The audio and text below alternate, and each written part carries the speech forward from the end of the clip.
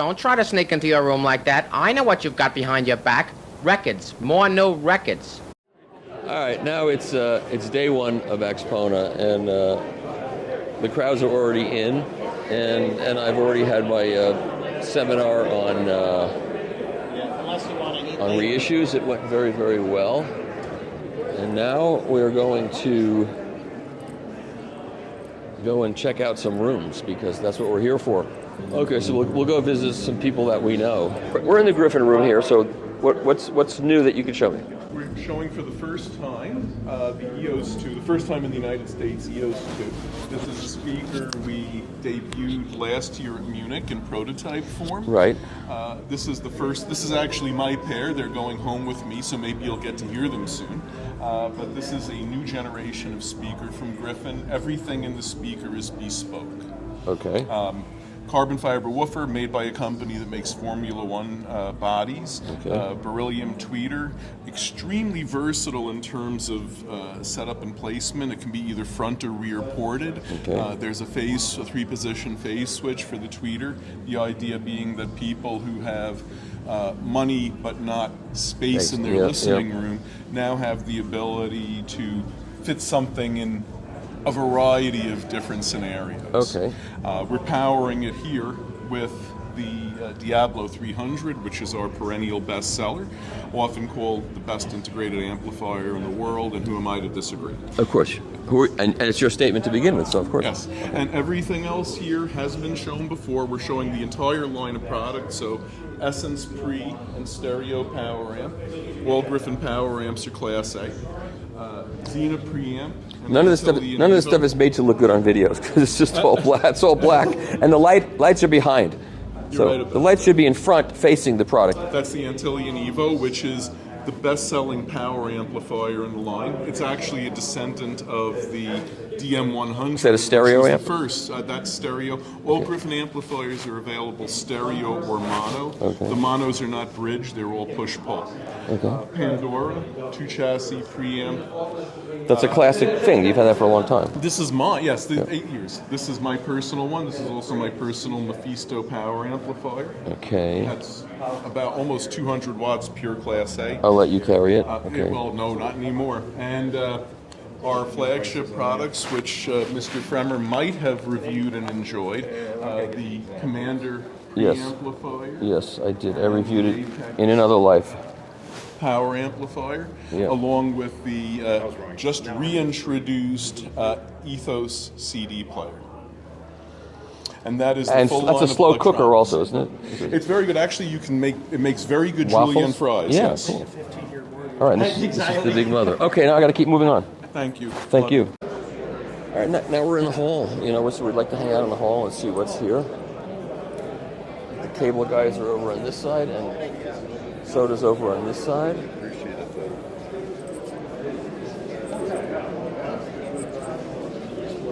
Which would be the one all the way there. Hey there.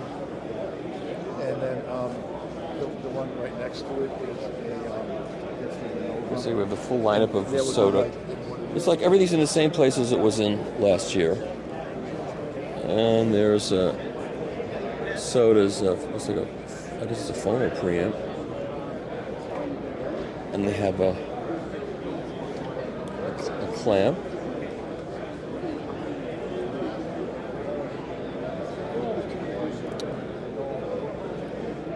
The Moonbeam, the Escape, and now they've got the,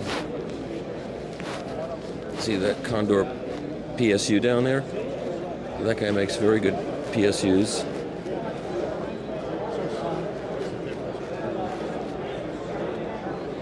Yeah, they've really got their line together here at Soda.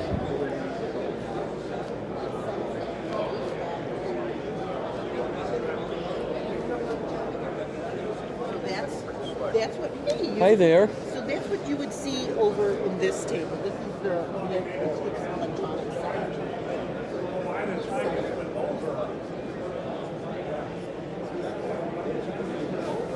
They're just showing all these various things that they've got.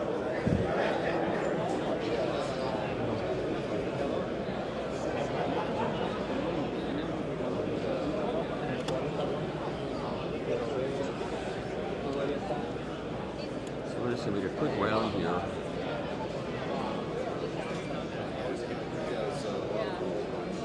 Welcome. Speaker snap. What are you selling here? We are selling the quickest, easiest to use banana plug money can buy. You just strip your wire, plug it in, pop it down, and you're done. It's like the old AC kind of when you stick it. Just like it. 12 to 24 gauge, gold plated, great time saver. And what do these cost? The cost goes anywhere from a pair of them all the way up to 50 pair of them. Oh. You can get them anywhere from $8 to $200. That's very convenient. It'd be very convenient for audio reviewers. Absolutely. If you're taking equipment in and putting it back out over and over again, this is going to save you tons of time. Yep. If you have bare wires to put That's in. correct. Yes. Okay. Great. Well, thank you. Sure thing. Okay, these people have raided Goodwills all over the country. Well, I did Great classic products from today. about a year and a half ago. The only update I did to it. Golden age Estos tienen una página en internet. Golden age YouTube. of Tienen una tienda de puro estéreo antiguo, puro vintage. No encuentran nada nuevo. Tienen una tienda de prices $1 are right. millón de It's a dólares. great stereo system for not that much money. Y todos tienen todos aparatos casi nuevos. Menos. I love this stuff. Pero ve lo que te los venden. ¿Quieres conseguir un aparato? Crazy Lenny. And you're crazy. What's crazy happening, Lenny. guys? Hey, Crazy man. Lenny's Hey. here at Axpona. How are you, Oh, Crazy? it's just- I don't even know what lens it is. How you doing? Awesome. It's awesome. I'm having a great time here. Good. It's just started. It's just started. The whole weekend's just started. We'll come back in 2 days and check your energy levels. Yeah. Oh, it's still gonna be at max, All right. Now, max peak How energy. many Goodwills have you rated to? I don't do any of that. No, we what- got vintage. We restore all the vintage. We have. Where do you pre-owned, we have get these? new Where do you get these from? trade-ins? Trade-ins. Yeah, Boy, it's beautiful. And then you restore them. we restore them. And you give a warranty when you buy We them. give a warranty when you buy them. We give you a warranty if you get repairs. You can send your repairs in. And we have a YouTube channel. So if you want to see more vintage Yeah. hi-fi, Yeah. Just Audio on YouTube is the place to go. Okay, thank you, Lenny. Thank you, sir. Yeah. Same with speakers. What do we got here? Speakers. Yeah, check out the new stuff too.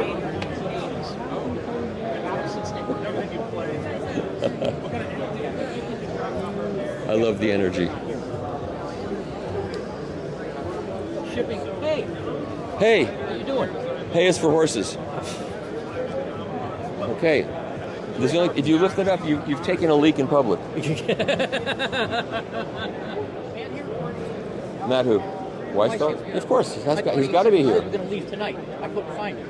Oh, maybe he left already? I can't believe he flew in for a day to set up turntables and left? That doesn't make He sense. wants to see his kids, which I think is I understand that, but we all see his kids. He puts them on YouTube. All right. Jerry will still talk to me, even though it's been this long that I haven't reviewed anything, but it will happen. I'll try to set it up for you. It will happen. Okay. Is this a new? Is this a new one? Yeah, it's a new one.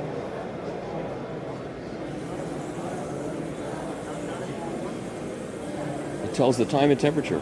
Temperature is important because it gets hot. We have a high temperature warning in it. It goes to 104. The warning sign going to come up. Right, now this one is set at 95. So you can set temperature here, Celsius and Fahrenheit. And you push in, the heater will be on, and you see the symbol for the heater. And this side is for ultrasound. Now the ultrasound is off. You can select a time to push in to start the ultrasound. Once you're done the cleaning, you stop the motor, drain the water out, take about 2 minutes. Then you turn the motor to high speed. It's a step motor. So it's a program. So we're going to spin dry in there. You see this is the splash guard. Right. Right. And to keep water from splashing out. It takes about 8-10 minutes to dry a set of record, completely dry. So you dry it in there, Dry in there with the spin dryer.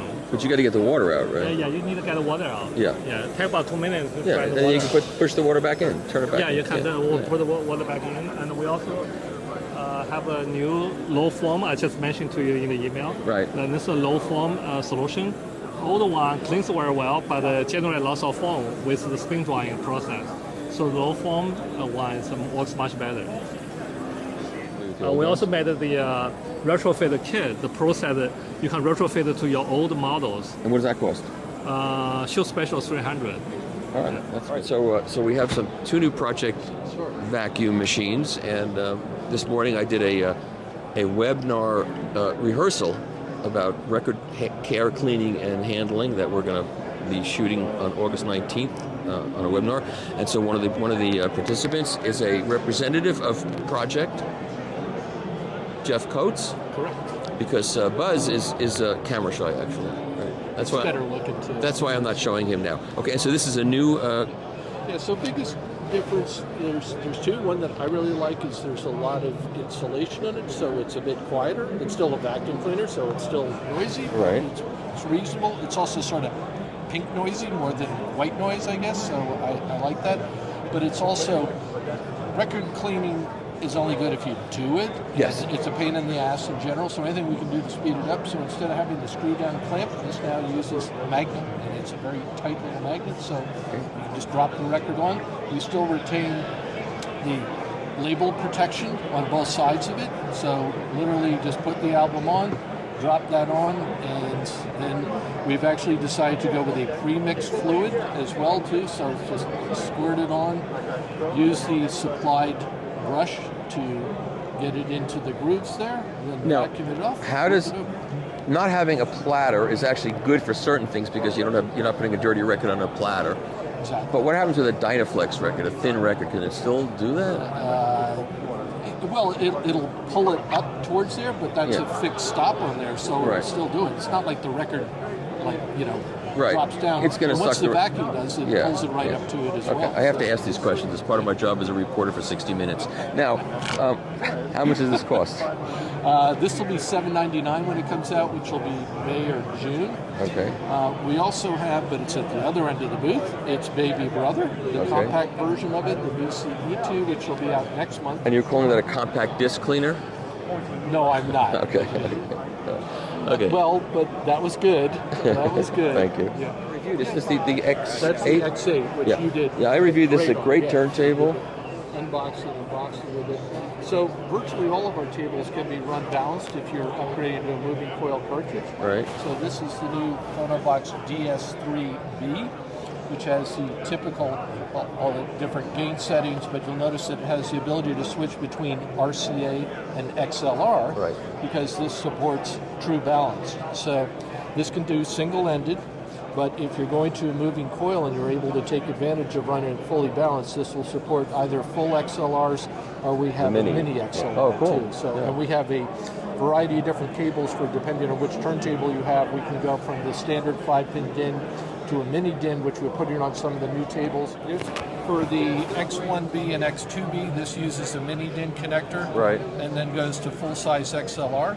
But we also have a version which will do RCA and ground on one end, and will go to the mini connector, which can connect there too. And the difference with going fully balanced with a low-level signal like this is not so. Yeah, noise especially. Yeah, interesting little piece that people have been not asking for, but are now.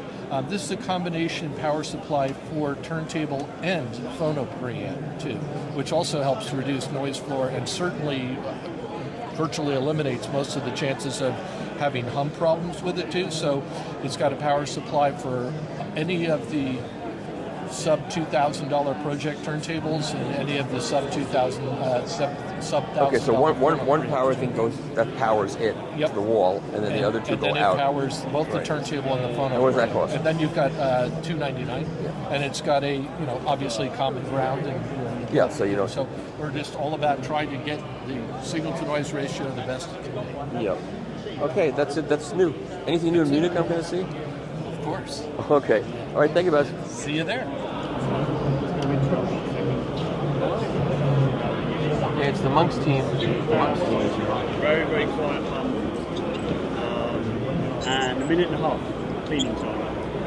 Automatic shut off, so just put the fluid on, put the suction arm across, then you can leave it to it. The machine does the rest and then shuts itself off. By the way, he's from Bayonne, New Jersey, and this accent is complete bullshit. In case you didn't know You'd that. have never guessed, right? So. No. It's good though, right? It makes it seem more official. Kind of a nice burgundy wrap now, I think, sort of blends in pretty well with Yes, any very attractive, very nice. And the quietest ever ones that we've done, Michael, so it's very, very quiet. Yes. So we're previewing here, but the proper launch is with Steve Harris is Munich. So we're now selecting the pumps because there's quite a variation in volume level, right. but also in suction. The quieter they are, the more powerful they are. So we're actually hand selecting the pumps now. Oh. These are all going into this one, as you can hear. I mean, honestly, you can quite happily listen to the record you just cleaned while you're cleaning the next one. So. All right, we can talk about that. So, yeah, automatic shut off, nice and easy to use, nice decor, and vacuum gauge from the redo as well. So you've got the performance monitoring and a bit of cute 1960s sports car oil pressure gauge kind of action going on as well. Like that. What we're demonstrating is the effective vibration, period. We happen to be showing it on a turntable because that's the most illustrative and exactly.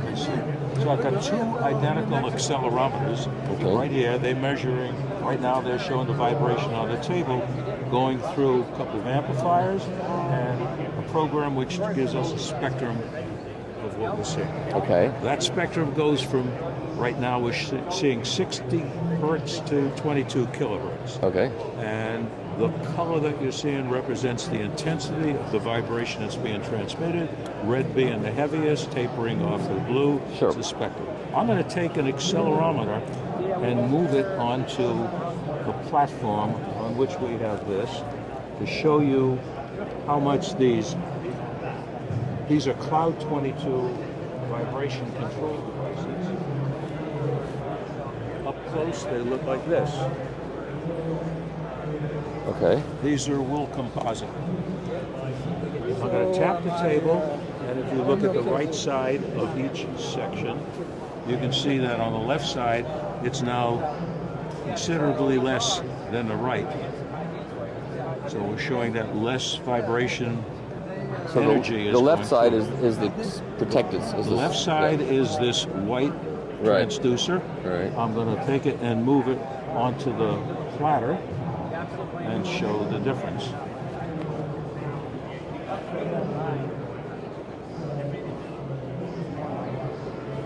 And the other one's on the table. And the other was on the table. Yeah. Now the turntable itself is mounted on 4 of the Cloud 22s. There's actually 2 sets of Cloud 22s. Right. But you're seeing the difference in the kind of vibration that's getting through the energy content of that vibration. And that's it. Well, that's pretty convincing. Well, thank you. I'm convinced. Motiva has a whole big booth here. And, we covered them at the last show. The Florida, I think we covered them at the Montreal show. We've given them a lot of coverage. I don't think we have to go through this all again. I just don't think we do. So I'm just going to say that Motiva is here. And they have a big exhibit. And that's it. And here's the elusive disc display.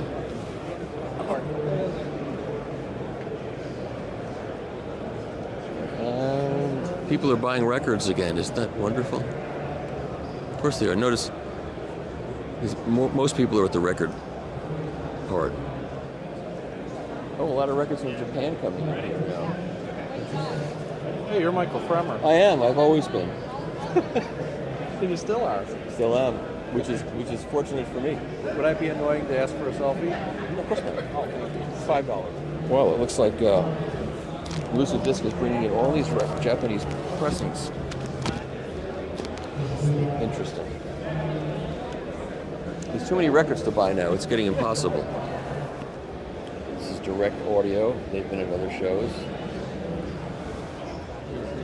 Okay, so these 3 guys here. These 3 guys are in a band called Gang of Skeptics. And they're over here with Charles Kermis.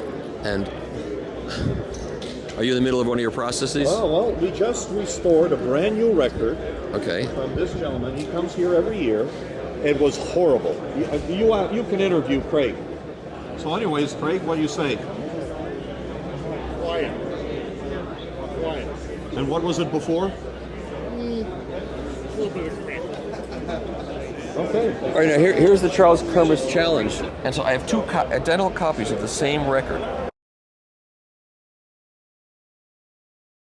Okay, here they are. Now, one of these, and only I know which one of these records was cleaned on another brand of machine that uses no liquids, just plain water, and I gave it a 5-minute cycle. And I'm not saying which is which, it's one. The other one was cleaned with the Kermis machine, doing the full boat restoration. It took me a half an hour. I wanted to make sure it was done exactly correctly. And it was before I left for the show. I had no time to spare, but I took a half an hour and stayed up a half an hour extra late to do this to see what would happen. So that's one, and this is the other. And so now, you might want to try cleaning both and see. Yes, let's go. Okay, so that one first. Okay. We have a drum roll. We have like dramatic music playing. I said, now Charles is going to re-clean record A. Okay, we have pooling of water on here. Okay. So that's your first hint. Okay. And if we take a look here, this record has not been processed properly. And I don't know whatever, but there's pooling of water. A restored record does not pool water. Okay. Now, we do have issues with RCA Victor where you do see pooling of water and they'll leach forever. Maybe the thing to do is to go to the second record now, and then we'll come back and. Oh, okay, sure. I think that makes more sense. Okay, well, yeah. This is not my. This is not my. Like that's not a record. That's my favorite record that I want to make sure is. Okay, this is the other record. This is the one that does not have the dollar sticker on it. This is the one that I bought on Discogs for $3,000. Put this in here. Okay.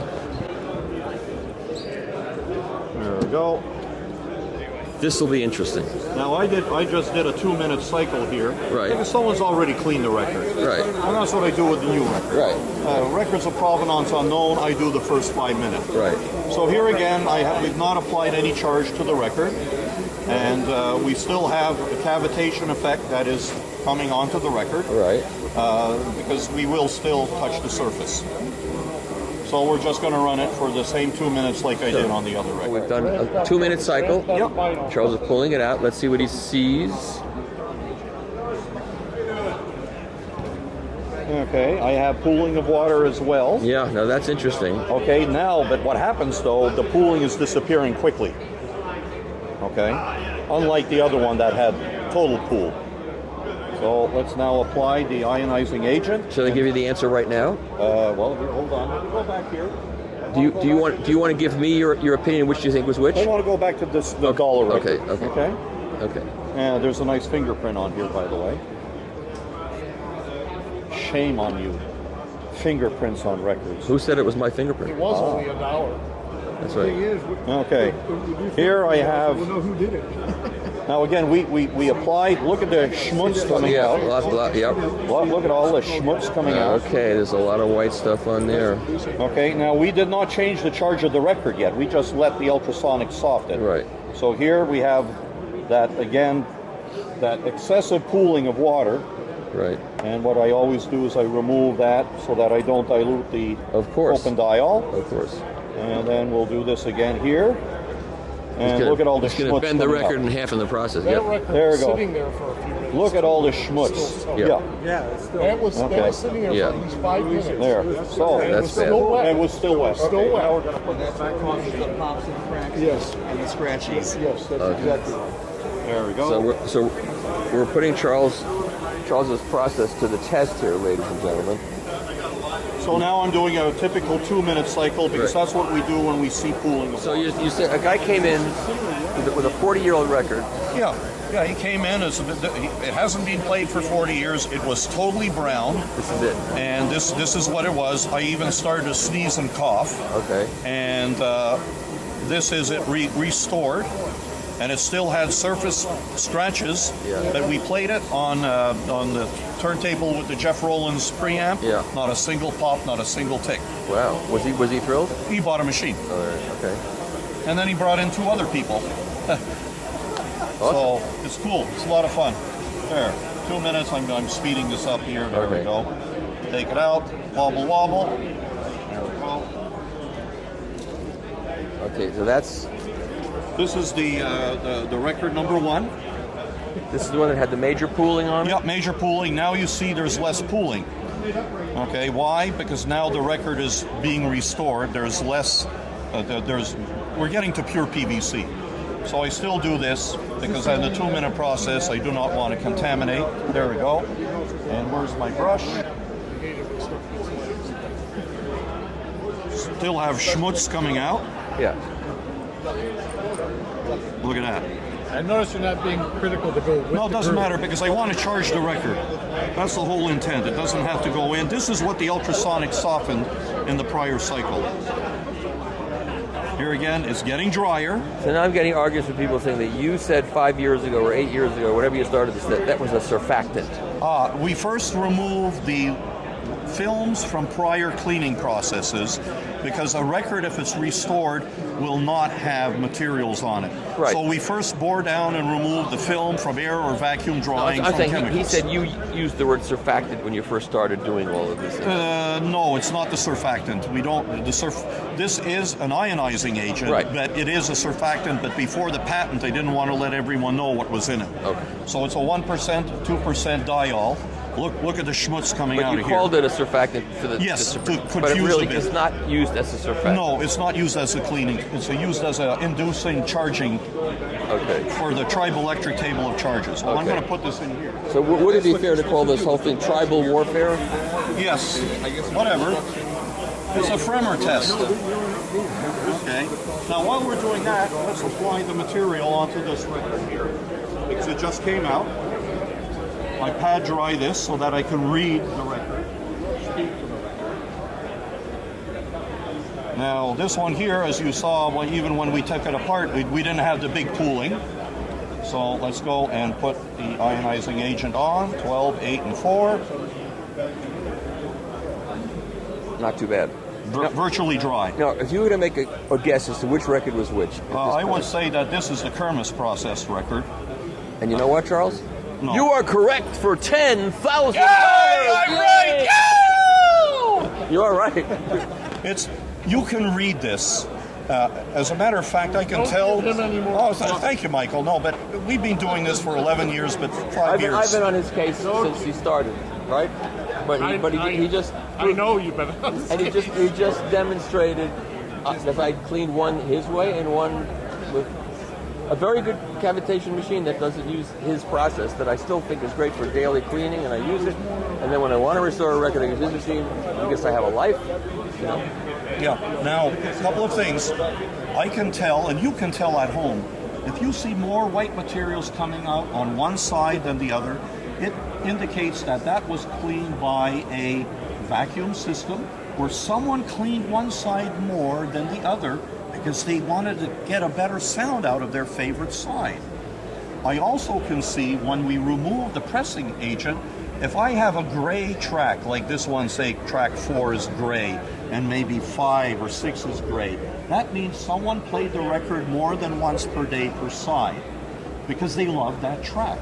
So I can tell. If it was cleaned by a mechanical, like a spin clean and all the yellow thing, you have even white materials on both sides because you're making contact with the soap on both sides. Right. So that the song that's gray on there is Arthur Fiedler's version of Whole Lotta Love.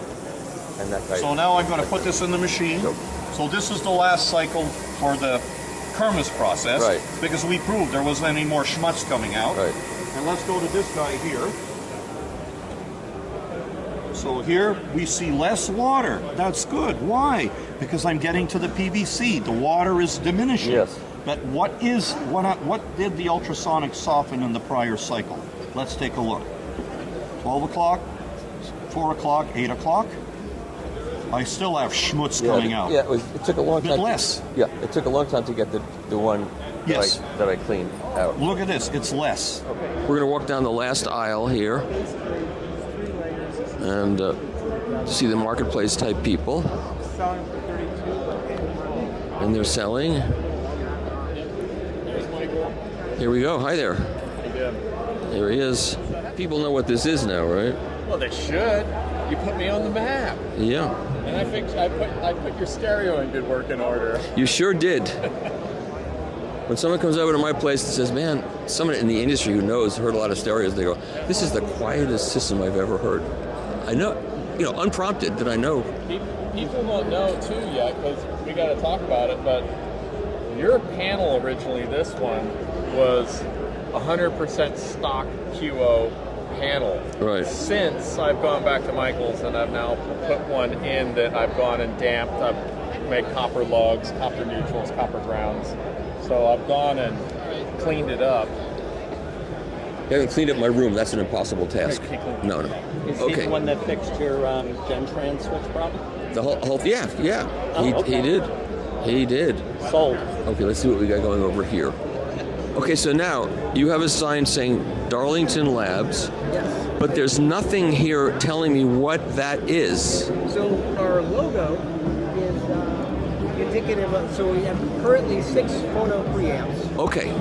3 moving magnets, 3 step-ups. So why don't you have a sign under Darlington Labs that says phono preamps?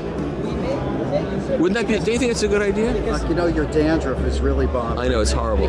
Could you shampoo my head, please? Yeah, I'm going to take care of it later. Okay, Next year, we're going to have a much broader arrangement. We have line amplifiers, digital products. Okay, but even so, et cetera, et cetera. I'm just saying, as someone who walks through these shows, Michael Fremer? yes, as someone who walks through these shows, and I see a sign, Darlington Labs. We were up here.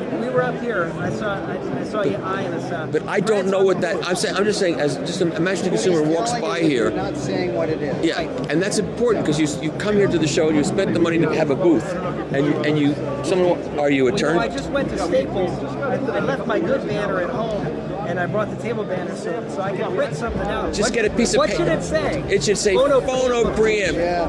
I'm serious. It in the book.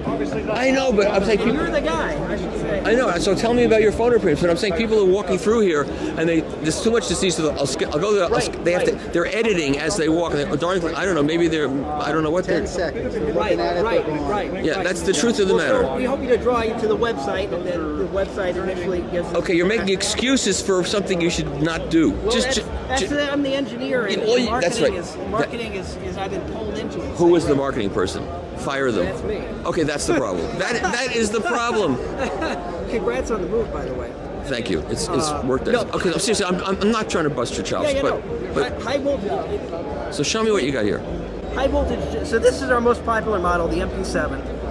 $500. People are saying that it's performing at 4 to 6x the price, and what we have is high voltage JFET, zero feedback, high voltage, high linearity JFET, okay. Classical architecture, buffered for minimum internal distortion. We also then have active step-ups. The SU7 is the matching unit, which is over there.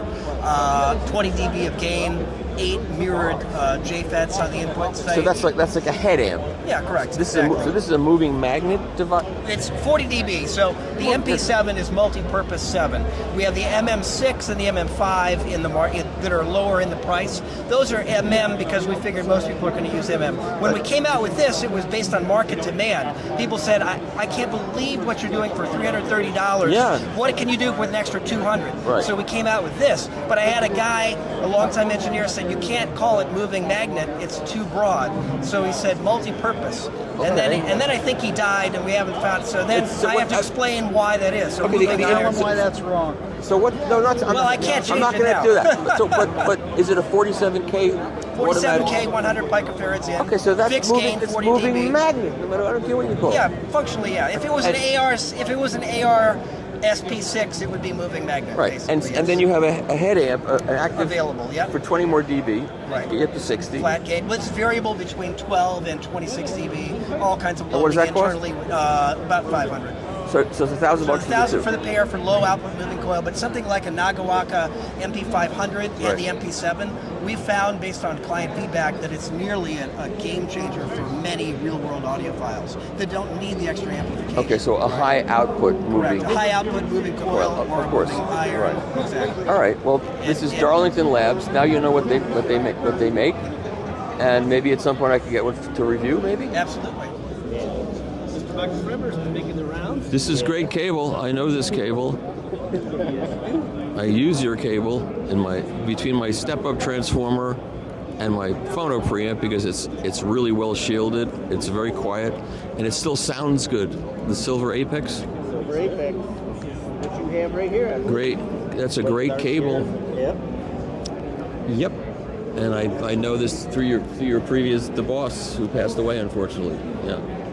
So it's good stuff. No BS. Thank you. Thank you.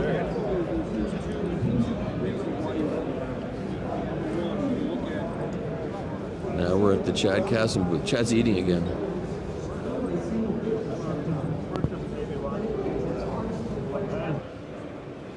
See, they have these masterclass seminars here, which are very cool. The actual measured numbers. Now, when we do the short measurement, what's interesting is this will be the DC. All the stuff in the tomato soup is in there. You're measuring what? Proximity test? Well, now we can do We have competing seminars. Where is your seminar? It's here at the that was very fool. We have to. Next year, we'll make sure that doesn't happen again. I don't want to compete with the master. Oh, cut the crap. Okay, so I'm just gonna say hello to everybody and. Hello, everybody. More tools coming out. Cool. Just a brief interruption, esteemed viewers. As you may know, I'm Tom Martin, Chief Content Officer of The Absolute Sound. We have a new product. It's on the Substack platform, and we're going to do some interesting things with Substack. First of which is reader questions and answers.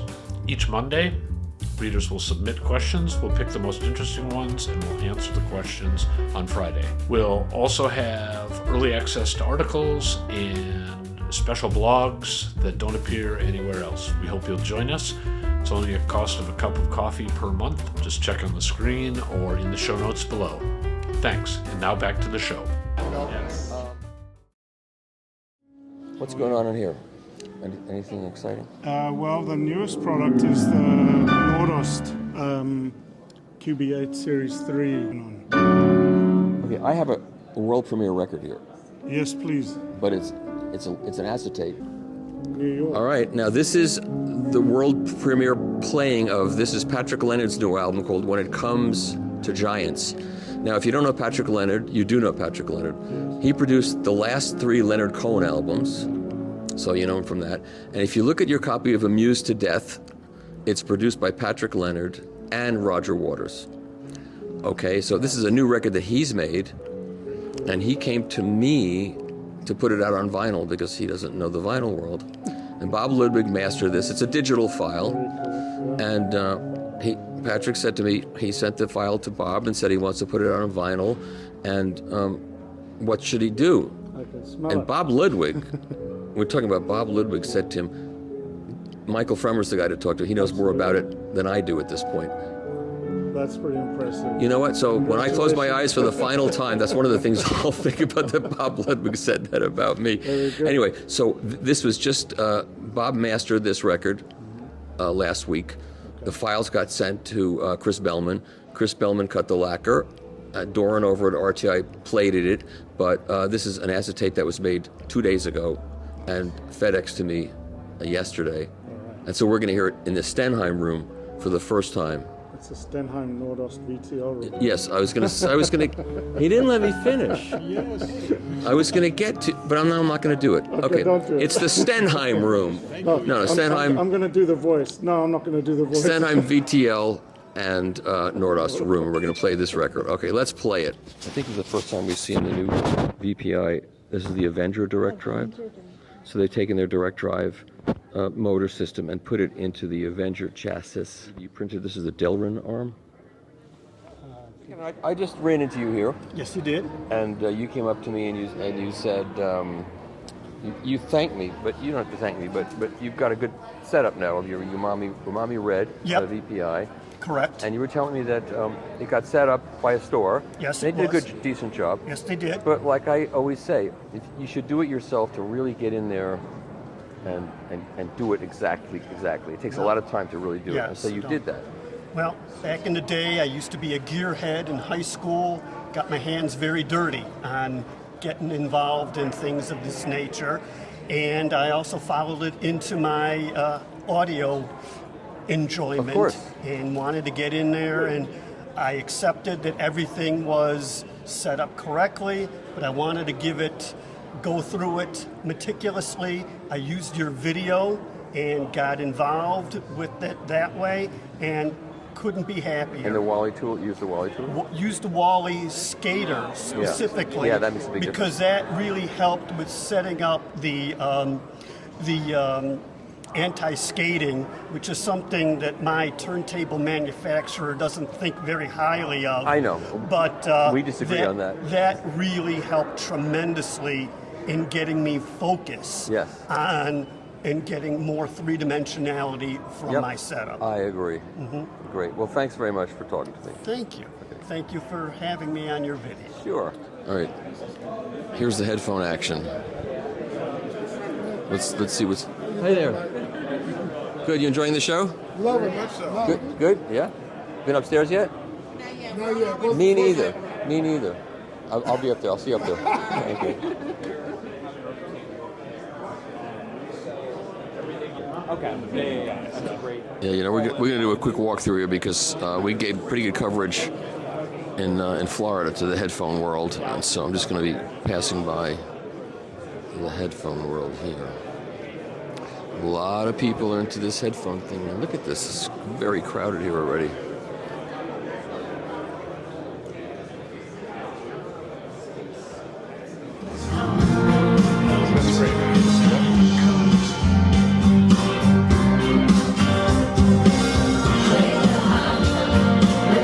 So we're in the PMC Soul Note Hobo. How do you pronounce this again? Hobo. Hobo. Okay, like hobo, but with an L. With an L. Hobo. Exactly. And this turntable is made where? I've seen this in static display at Munich. In Serbia. Serbia. Okay. Yep. Unfortunately, we're at the end of a record right now. Yeah, so we should pick it up. So it's a tangential tracking air-bearing arm. Yep. And is the platter air-bearing too? Yes. Oh. And there's a nice singular compressor transformer all in one unit that's super quiet. Quiet, okay. And it's just really simple. You've got the air tube coming out here into the compressor. Can you run your fish tank at the same time? You probably could. Okay. You probably could. Okay. It likes a lightweight cartridge, but the whole thing, arm and table, is $7,900. Wow, that's good. And it sounds fantastic. I love it. I've had a lot of turntables, including the Continuum. Yep. And I just think it's awesome. So then we've got the Ortofon Verismo. Great cartridge. Nice diamond cantilever. Yep. Going into. So Soul Note is a relatively new brand from Japan. They were like the top guys from Marantz who left. Yes. And they do a lot of controversial things. He's really into decoupling the chassis. Yesterday he was here for hours tuning the chassis on the amplifiers. They're only 70 watt, 8 ohms, 140 into 4 ohms. These speakers are like 92, 93 dB efficiency. No problem. By the way, this speaker, the MB2 SE, this has been in the market for 30 years. As is. Small changes to the mid-range from what I'm told, but essentially unchanged for 30 years. I'll tell you one thing, that mid-range is such a target for little kids. You look at that mid-range, you go, I just got to push that in. It's true. That is true. So you got to watch your kids. It's true. All right, and then what else is here? There's a DAC, SACD player. It's got an SACD DAC, and then they have like a separate streamer that feeds into their DAC. Okay. Their preamp on the bottom, and a pair of monoblocks. And do we know what the electronics cost? I mean, all in, roughly 200,000. Okay, not too bad. Everything is from their flagship line, except for the phono stage. They don't have a phono stage in their flagship line yet.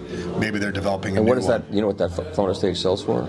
I don't remember the price. That's okay. Is there a price sheet? It sounded very nice. Yeah. All right. I'll have to get it for you. Okay, that's fine. And then, we also have these well-flowed isolation devices from Japan, which are new to the States at this show. Yeah, it's interesting, and they move. They can move. Well, as you can see, when you push, the entire thing is on a suspension. Yep. That's very controversial.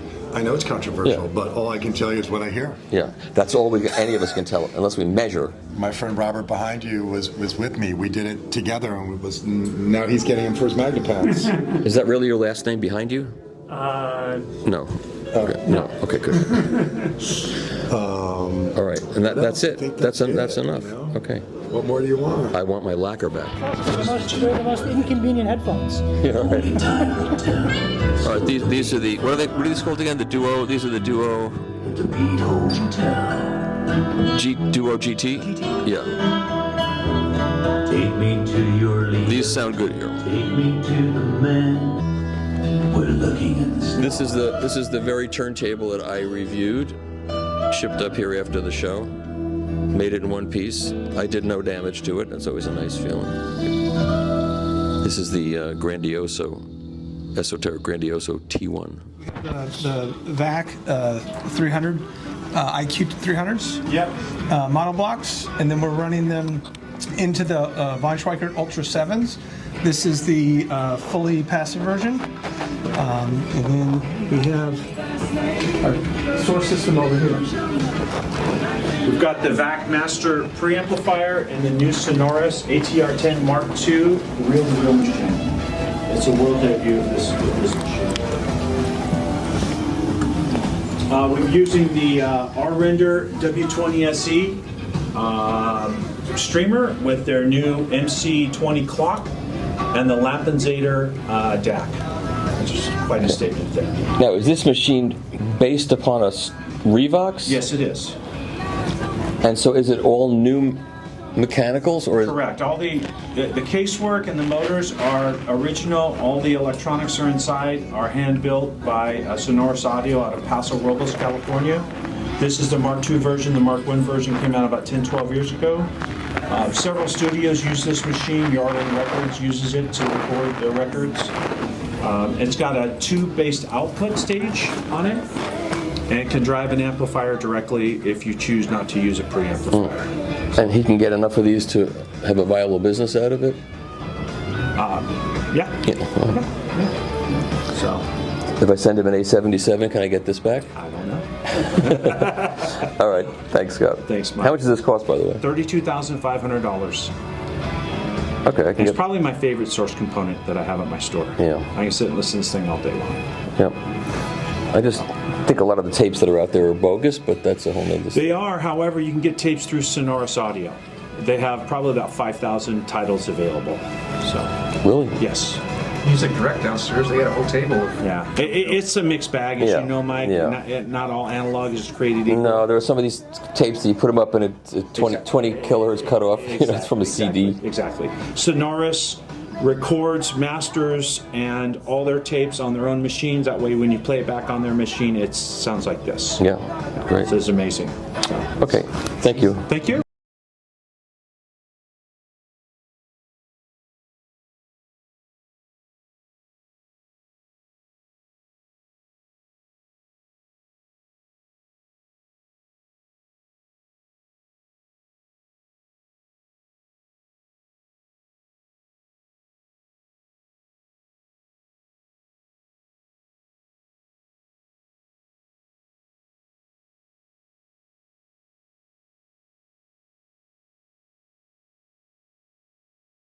The smaller of the GT audio rooms and GTT audio rooms, and what have you got in this room? We play here with the loudspeakers are the Vivid Audio Gaia K25, a 25-liter enclosure, two-way system, in a beautiful Porsche. And what do they sell for? They sell for $11,000 a pair. Okay. We've got a world premiere in the power amp, the new Mola Mola Perca. At 150 watts in stereo at 8 ohms, doubles down to 300 watts into 4. And as a source, we employ world famous Temba key deck, which we also use as a preamp in this condition. Okay. And those are the products right there. Those are the products right there. Cabling is all Kuala Sosna. Music, your own choice. When I was a little bird,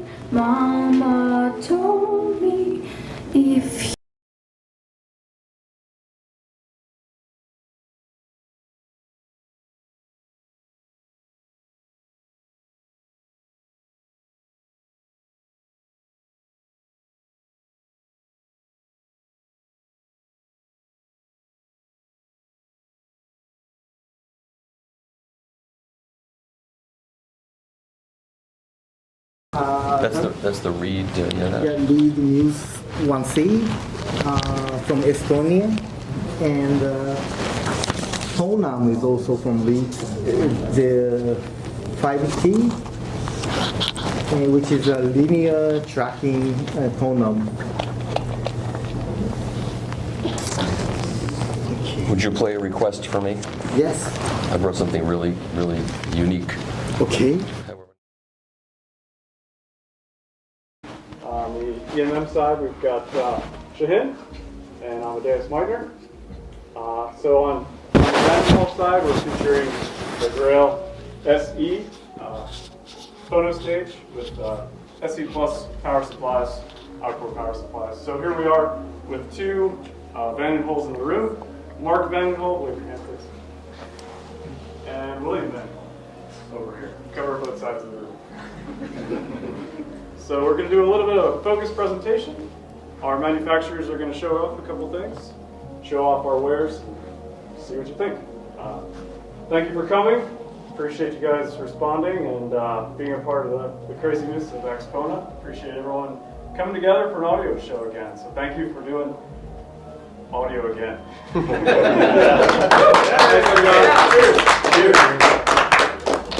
Michael Kresge, Credo. Welcome everybody. So Credo, that's me. I'm the speaker guy. I don't have like much to present in terms of news. There are no new products from our side at the moment. So I want to kind of set the tone of this evening, and what really makes me proud about this room is second generation companies. All of the companies, all the brands present here are all second generation. My parents founded the company 49 years ago, and not always doing Credo. That's a newer project, and then we have of course the Meitner and the Vandenhole, and also Aki from DS Audio. Everybody is second generation here in this room. So there's a lot of hi-fi history and heritage. And yeah, besides that, I think I'll play a track or two and leave more room for the other guys who actually have like new products to show. If you have like technical questions about these speaker things, I'm here. And what we will play through is not the reference line. We play through the Meitner pre MA3 as a streamer and DAC, and you'll hear more about that in just a minute. We could use an off-the-shelf chip. We could use an off-the-shelf power supply. We can control our own because we want to control every bit of performance and extract the most that we can get out of our equipment. We design our own power supply. We design our own analog output stages. We do our own FPGA architecture. We really do things not because they're easy, but because they're hard.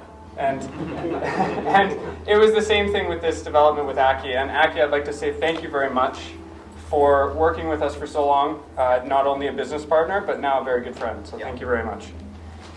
I want to play you guys a record showing off a little bit of what we've been working on. So, like I said, we developed two optical equalizers for the DS Audio cartridge line. You can use them with any cartridge up and down the line, from the very bottom rung all the way to the Grandmaster EX. And so the first one we came out with was the Big Daddy, the top of the line DSEQ1 optical equalizer. It's a fully balanced design. It uses our own power supply inside of it.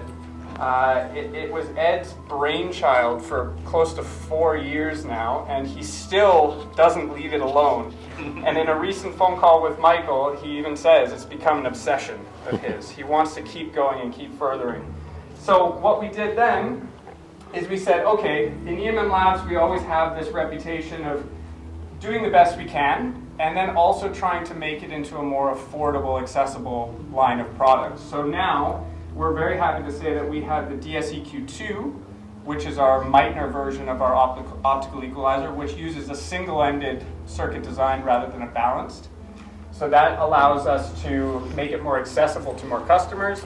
It's in I would say, a sleeker package, but it still offers, let's say, 90% of the performance because of the circuit design inside of it.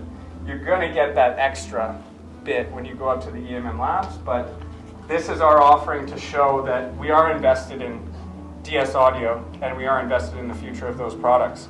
We'll probably also make a preamp with a DS audio equalizer inside of it, so that you don't need the external equalizer. All of these things are possible because of the collaboration that we have with Aki. So, like I said, thank you very much for working with us for so long. I'm going to play a record for everybody, and we're going to be using the DSEQ2. We have the Grandmaster cartridge, which is now the second from the top, thanks to Aki's new cartridge, the Grandmaster Extreme. So the front end will be the Grandmaster cartridge going through the DSEQ2 optical equalizer, and then we're using our brand new Meitner Pre. Sorry, it's single-ended in, and then we're going balanced out into the EMM Labs 1 kilowatt MTRX2 monoblock amplifiers, and then using Vandenhall cabling throughout the entire system into the Credo speakers. So if you guys give me one moment, I'll cue this up. We can have a listen, and then we can get on with the party side of this. Suyoshi.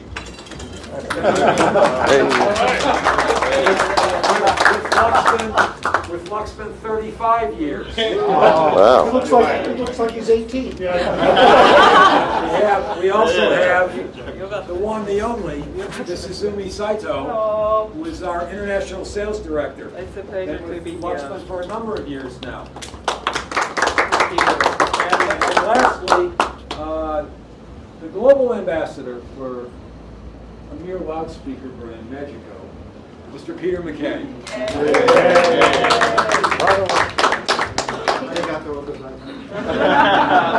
Other than that, enjoy and mingle. We have one more for anyone going to.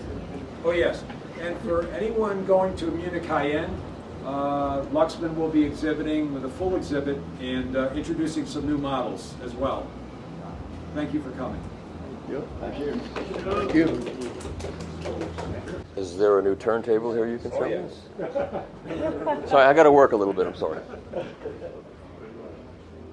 So let me drop the needle for a second. Okay. So we.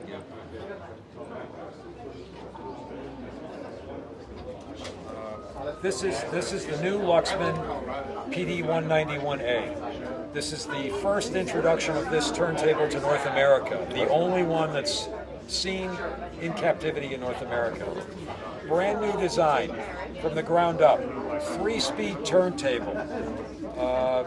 Fine pitch adjustment available for all 3 speeds.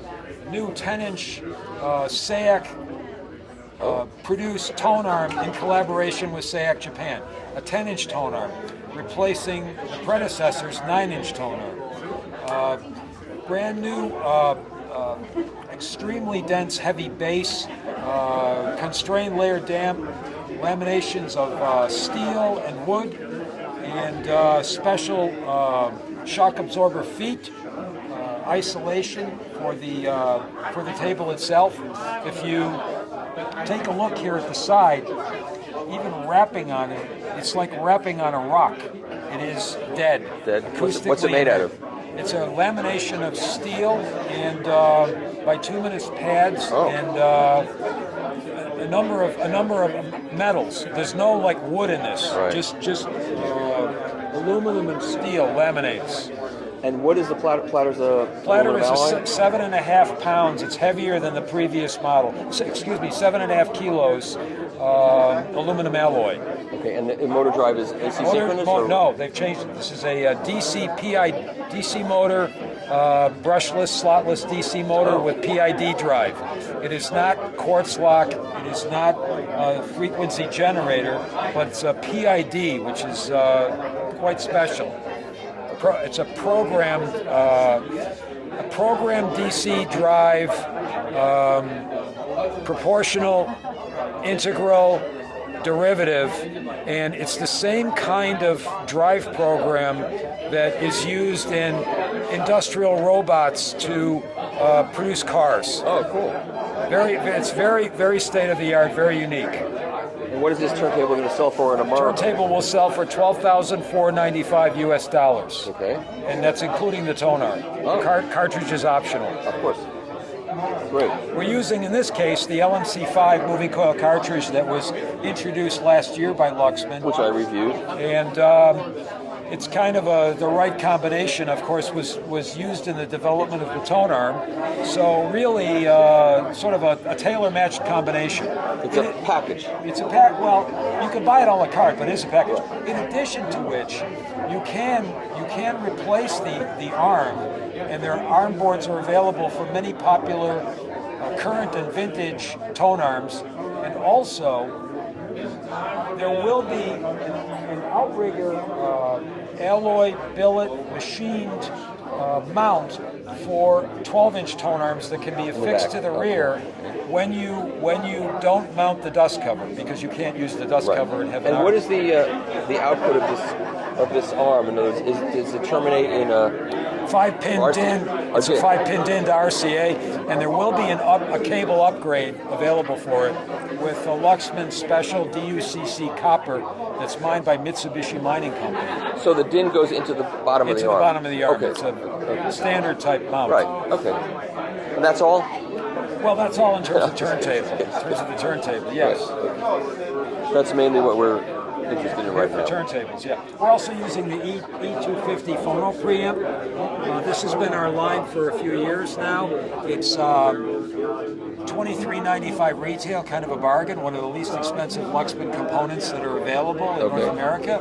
It's all FET based for the high section, which would be for moving magnet, induced magnet type cartridges with full adjustability vis-a-vis dip switches on the rear panel for capacitance and impedance matching. But on the moving coil side, there's dual transformers for each channel. So there's a high and a low, high level, low level transformer, 4 transformers under the hood to match moving coil cartridges. And who makes the transformers? Do you make those? Or? They're custom made in Japan for Luxman. Ah, okay, good. Okay, fantastic. I hope you've enjoyed the tour of these new products. I have, and thank you very much. You're always good at this, and you always get right to the point. You don't mess around, Sean. So. Thank you. Thank you.